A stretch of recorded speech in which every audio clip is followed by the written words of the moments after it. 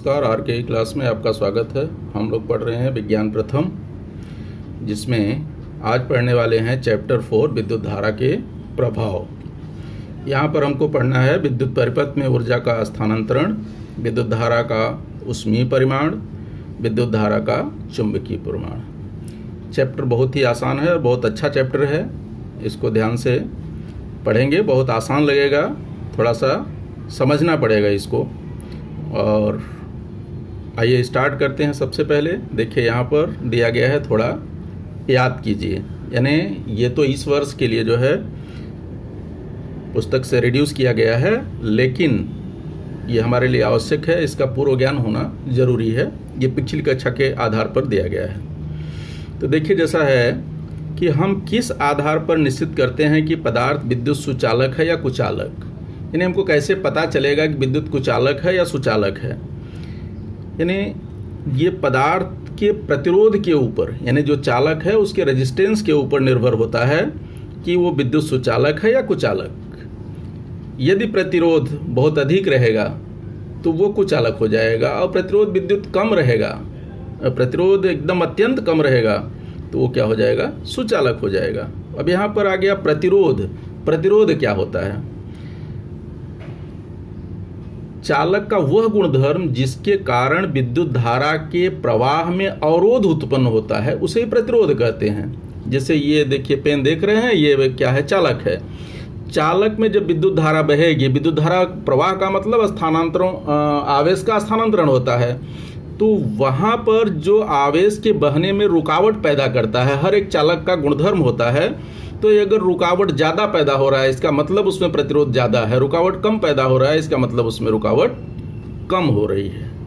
तो रुकावट कम होगी तो विद्युत धारा आसानी से बहेगी। तो उसी से मतलब है, विद्युत धारा बह रही है अच्छी तरह तो सुचालक है, नहीं बह रही है तो कुचालक है।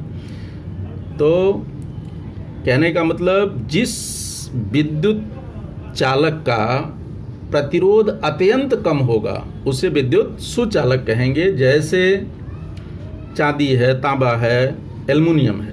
इसी तरह से कुचालक जिस पदार्थ में या जिस चालक में प्रतिरोध अत्यधिक होता है उसे जो है विद्युत कुचालक कहते हैं। जैसे रबर है, जो है कांच है, लकड़ी है, ये सब में विद्युत प्रतिरोध जो है अत्यधिक होता है, इसलिए इसमें विद्युत धारा का प्रवाह नहीं होता।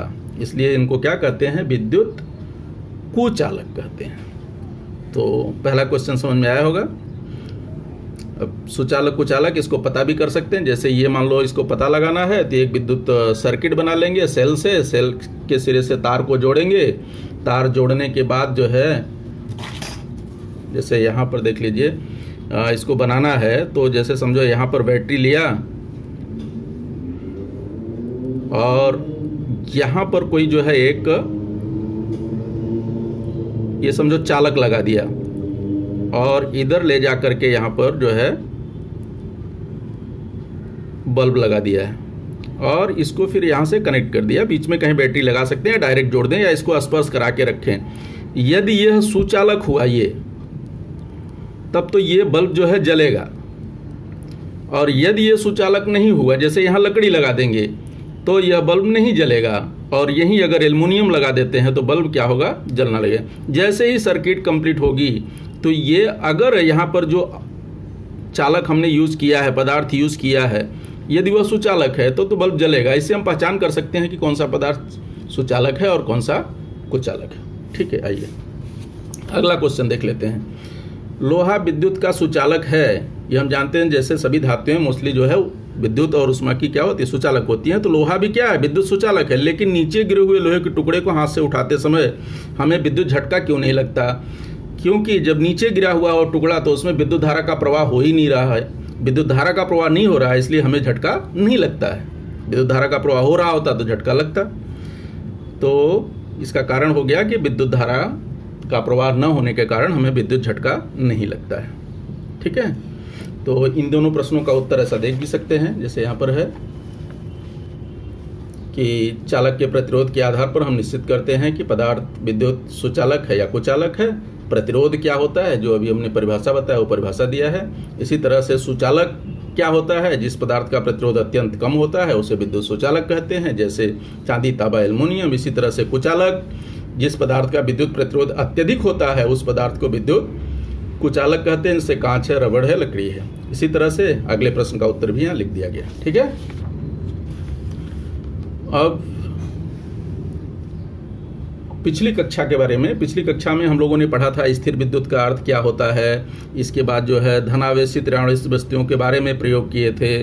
साथ ही साथ जो है हमने विद्युत धारा के बारे में काफ़ी अध्ययन किया है पिछली क्लास में। लेकिन यहाँ पर हमको पढ़ना है विद्युत धारा जो है कहाँ कहाँ प्रवाहित होती है। इससे विद्युत तार में प्रवाहित विद्युत धारा हो रही है उसके बारे में पढ़ेंगे। विद्युत प्रतिरोध में से विद्युत धारा प्रवाहित हो रही है उसके बारे में पढ़ेंगे। विद्युत प्रेरण क्या होता है उसको यहाँ पर हमको जानना है। विद्युत मोटर और विद्युत जनित्र, इनके कर्मकरण जानने हैं, ये कैसे कार्य करते हैं। ठीक है, आइए नीचे कुछ चित्र दिया है, चित्र के आधार पर थोड़ा निरीक्षण करना है। हालांकि ये इस वर्ष नहीं आएगा लेकिन आपको जानकारी के लिए थोड़ा सुविधाजनक होगा। देखिए यहाँ पे कुछ पिक्चर दिए गए हैं, यानी किस प्रकार से विद्युत धारा का रूपांतरण हो रहा है, कौन कौन से प्रभाव दिखाई दे रहे हैं वो बताया जा रहा है। जैसे यहाँ पर देखेंगे तो ये क्या है, लाइट है, इसके अंदर बल्ब होगा। जब विद्युत धारा का प्रवाह होगा तो बल्ब जलेगा। जब बल्ब जलेगा तो हमको क्या क्या दिखाई देगा, एक तो ऊष्मीय ऊर्जा में रूपांतरण होगा, बल्ब से गर्मी महसूस होती है। दूसरा प्रकाश मिलता है, प्रकाशीय ऊर्जा में रूपांतरण होगा। ये देखिए तो ओवन दिख रहा है, यानी हीटर है। जब इसमें विद्युत धारा प्रवाहित करेंगे तो ये गर्म होगा, हीट उत्पन्न होगी, यानी यहाँ पर ऊष्मीय प्रभाव दिखाई दे रहा है। इसी तरह से ये देखिए टीवी है, तो टीवी में जब विद्युत धारा प्रवाहित करेंगे तो वहाँ पर भी जो है कार्य होता है। और इसी तरह से ये भी बल्ब है। आगे देखेंगे तो ये पंखा है, यहाँ पर क्या हो रहा है, यांत्रिक कार्य हो रहा है। जैसे विद्युत धारा प्रवाहित करेंगे तो पंखा चलने लगता है, यानी पंखे के अंदर जो मोटर होता है वहाँ पर यांत्रिक कार्य होता है। यहाँ पर देख रहे हैं तो अगला ये डोरबेल का चित्र है। यहाँ पर जब इसको डोरबेल को दबाते हैं तो फिर यहाँ पर जो है विद्युत धारा प्रवाहित होती है। विद्युत धारा के कारण यहाँ पर चुंबकत्व का निर्माण होता है, यानी यहाँ पे चुंबकीय गुणधर्म आ जाता है। फिर जो है उसकी मुंगरी उस पर प्रहार करती है, यानी यांत्रिक कार्य हुआ। वापस जो है इसमें से आवाज़ निकलती है, यानी ध्वनि ऊर्जा में रूपांतरण हुआ। तो इस तरह से कई जो है इसके विद्युत धारा के अलग अलग प्रभाव दिखाई देते हैं। विद्युत धारा के स्थानांतरण संबंधी यहाँ पर एक कृति करने को कहा है, जिसमें संयोजन तार है, सेल है, प्रतिरोध है। आइए इसका चित्र देख करके समझते हैं।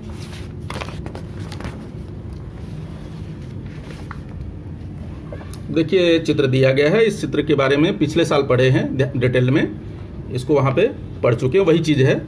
यहाँ देखिए एक सर्किट बनाया है। सर्किट में यहाँ पर देखिए सेल है, और यहाँ एक सेल में रास्ते में जो है की लगा दिया गया है, प्लग कुंजी है। और इधर आगे आने पर जो है एक प्रतिरोध रेजिस्टेंस को जोड़ दिया है, वो दो बिंदु के बीच में जोड़ा है। जैसे यहाँ पे पॉइंट ए है और यहाँ पॉइंट बी है। पॉइंट ए बी के बीच में जो है इसको रेजिस्टेंस लगा दिया है। ठीक है, और यहाँ पर इससे रेजिस्टेंस के दोनों सिरों से जो है वोल्टमीटर ऐड कर दिया है, यानी विभवांतर उसके जरिए मापा जा सकता है कि सेल का इसका विभवांतर कितना है। और यहाँ पर देख रहे हैं अमीटर है, जिससे विद्युत धारा परिपथ में कितनी विद्युत धारा प्रवाहित हो रही है इसका पता लगाया जा सकता है। अब क्या होगा, जब यहाँ से कुंजी को ऑन करेंगे तो यहाँ से जो है सेल द्वारा क्या होता है, विद्युत धारा प्रवाहित होती है। विद्युत धारा प्रवाहित होने का मतलब हुआ कि आवेश का स्थानांतरण होता है। और आवेश, मान लो क्यू आवेश स्थानांतरित हो रहा है, तो क्यू आवेश जब यहाँ पर आएगा तो ये क्या है, बैटरी के प्लस सिरे से जुड़ा है। तो इसका मतलब बिंदु ए पर विभव क्या हो जाएगा, उच्च, और बिंदु बी पर क्या हो जाएगा, निम्न विभव हो जाएगा। जो माइनस से जुड़ा रहता है वहाँ पर निम्न विभव होता है, जो प्लस से जुड़ा रहता है सिरा वो उच्च विभव होता है।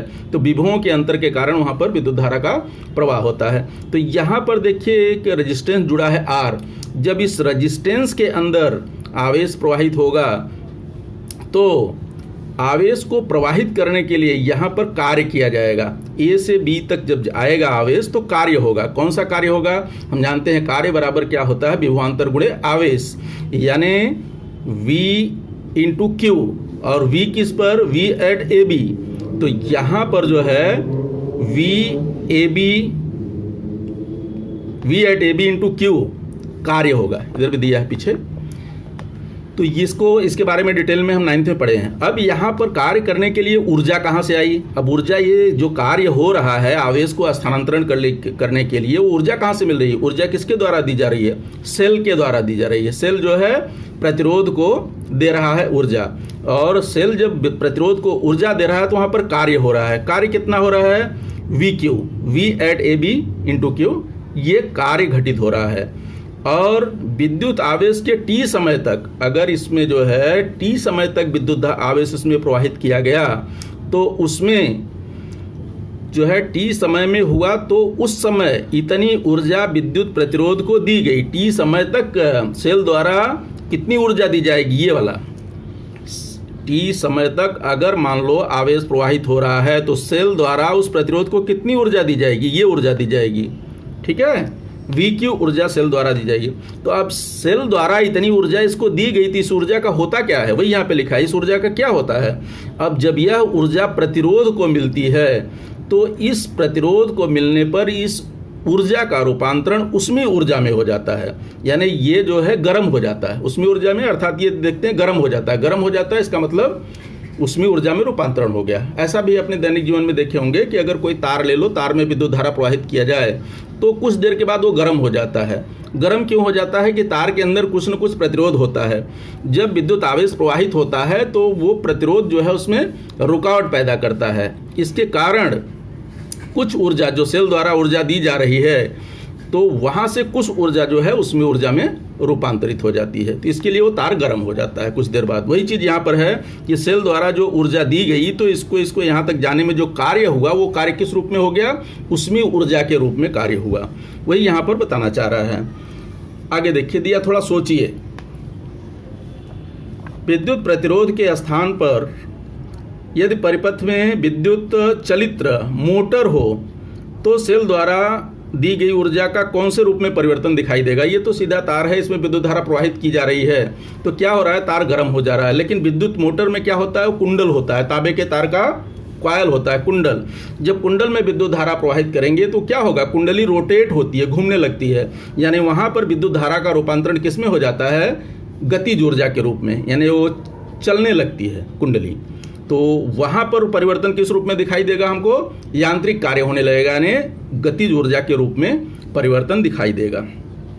ठीक है, अब यहाँ पर आगे जूल के नियम से संबंधित सूत्र प्राप्त किया गया है, यानी विद्युत शक्ति। विद्युत शक्ति होता क्या है? इकाई समय में जो विद्युत कार्य किया जाता है उसे क्या कहते हैं? विद्युत शक्ति। अर्थात विद्युत शक्ति बराबर कार्य या ऊर्जा दोनों कह सकते हैं बटे समय। तो आइए उसको समझ लेते हैं डिटेल में। विद्युत शक्ति, इकाई समय में किए गए कार्य, विद्युत कार्य को विद्युत शक्ति कहते हैं। ये विद्युत शक्ति, अर्थात विद्युत शक्ति बराबर क्या हो गया? कार्य या ऊर्जा, कार्य को ऊर्जा भी यहाँ कह सकते हैं बटे समय, अर्थात W/T। ठीक है, तो कार्य अपान ऊर्जा को क्या लिख सकते हैं? यहाँ पर कितना कार्य हुआ? अब अगर यहाँ पर देखेंगे तो चूंकि विद्युत शक्ति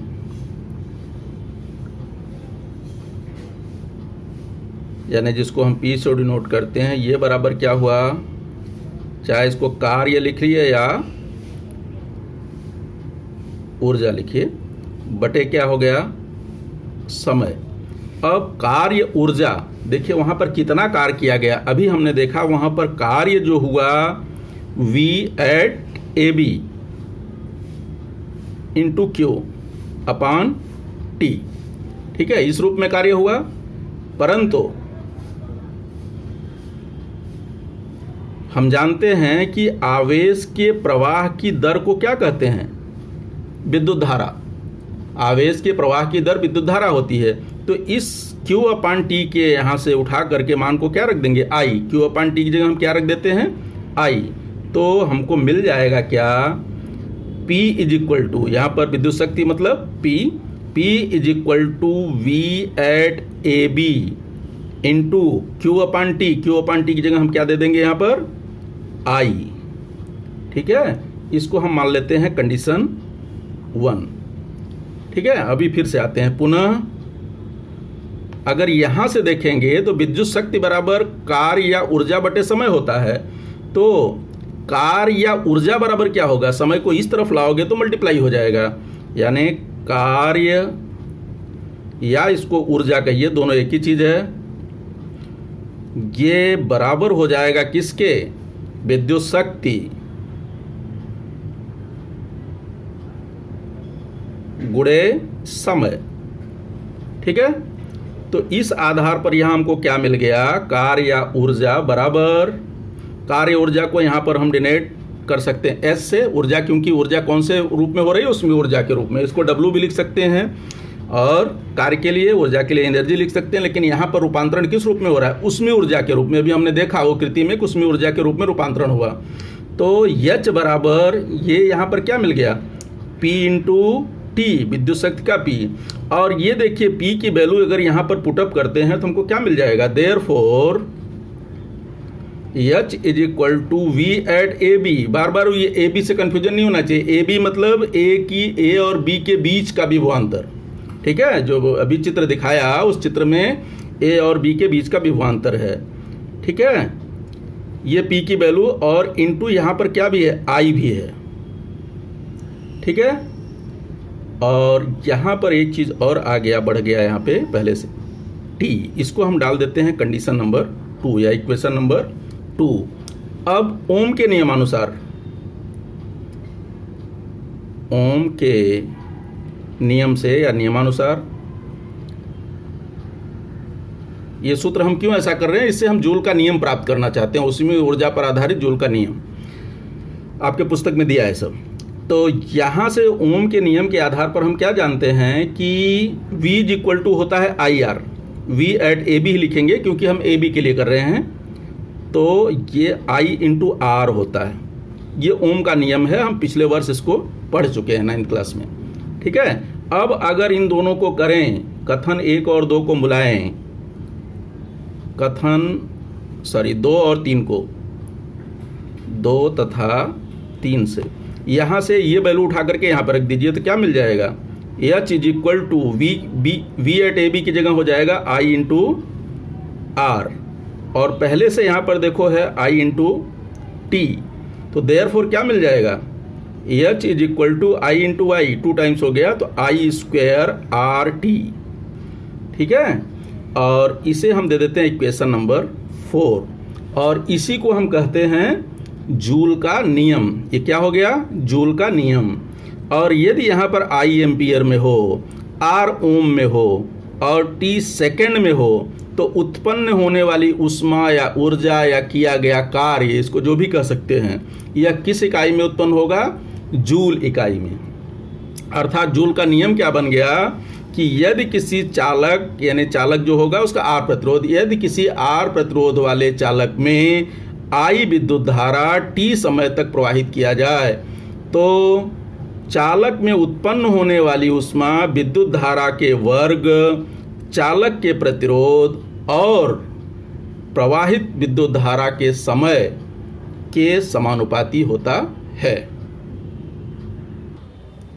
तो इस तरह से ये अपने को फार्मूला प्राप्त हो गया, जो है H is equal to I square RT। जैसा कि अभी हमने बताया कि इसे ही जूल का ऊष्मा संबंधी नियम कहते हैं, और अभी इसको बताया गया सेम।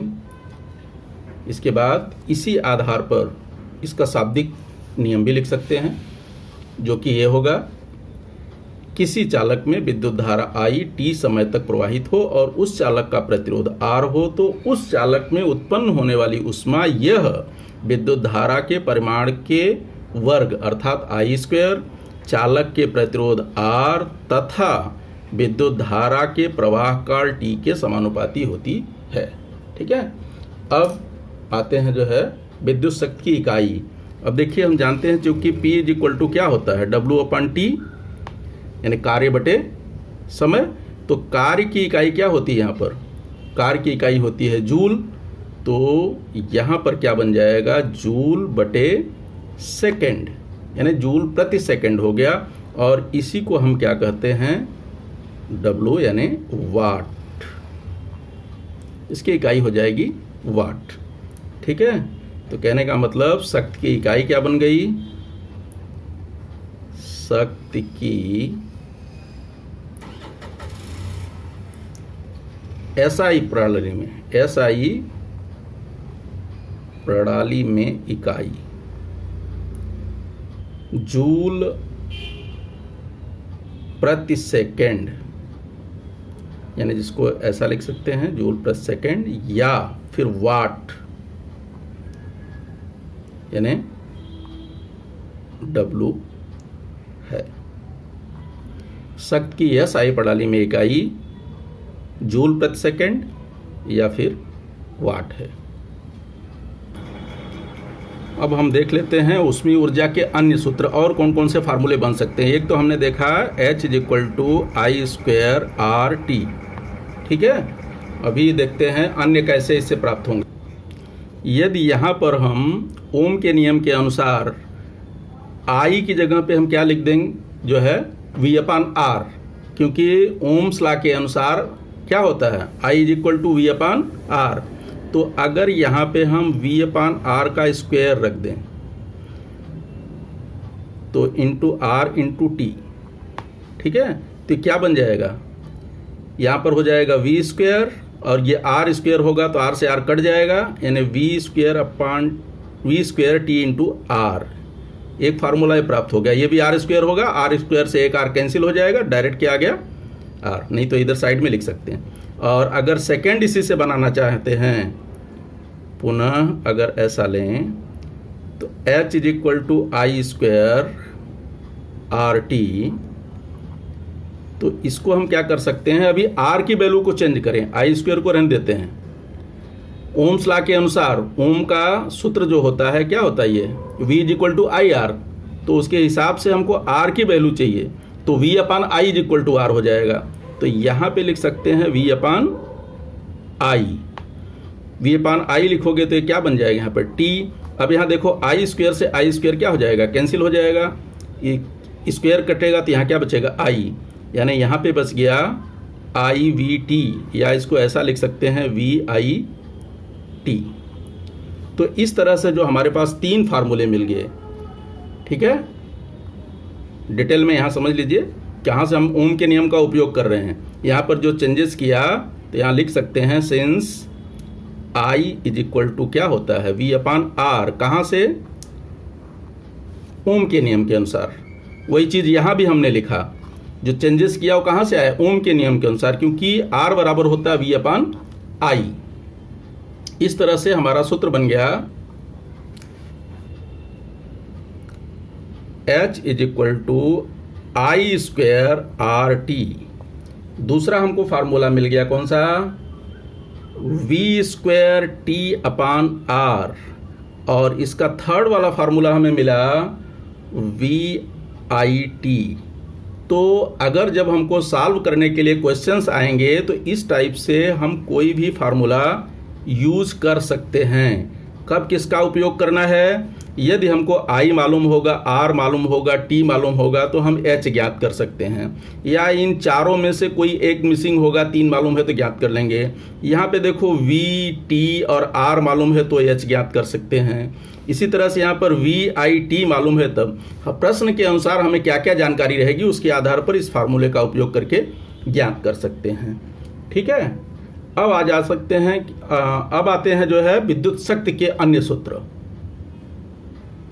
अभी हम लोगों ने पढ़ा कि P = VI, V at AB, तो यहाँ AB हम नहीं लिख रहे हैं, तो P = VI ऐसा फार्मूला पढ़ा।